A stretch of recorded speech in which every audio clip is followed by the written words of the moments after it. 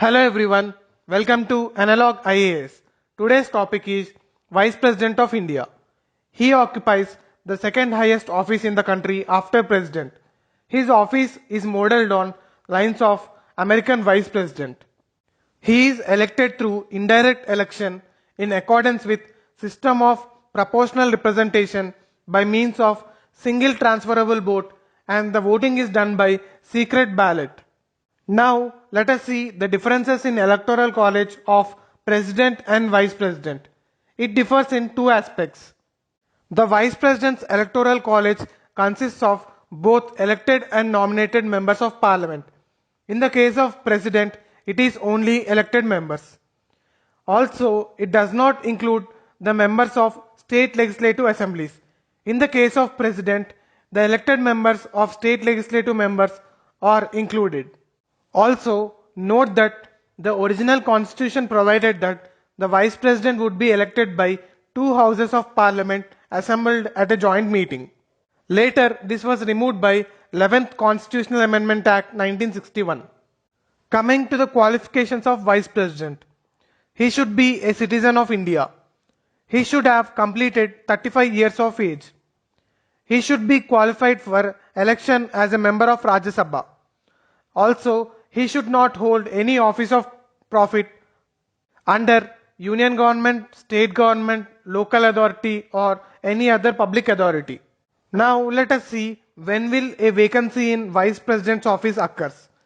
It occurs on the expiry of his tenure of 5 years, by his resignation or removal, or by his death. Also, it occurs when he becomes disqualified to hold office or when his election is declared void. The newly elected Vice President remains in office for a full term of 5 years from the date he assumes charge of his office. Next, the oath of office to Vice President is administered by President or some other person appointed in behalf of him. Next, Vice President can resign from his office at any time by addressing the resignation letter to the President. Also, he can be removed by the resolution of Rajya Sabha passed by an effective majority, that is, the then present members of Rajya Sabha and simple majority in Lok Sabha. But no such resolution can be moved unless at least 14 days advance notice has been given. He is also eligible for re-election to that office and he may be elected for any number of terms.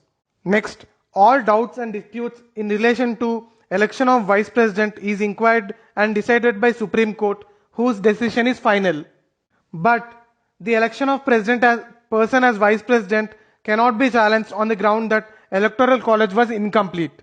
Also, he can act as President when a vacancy occurs in the office of President due to resignation, removal, death or otherwise for a maximum period of 6 months. Now let us see a question based on this.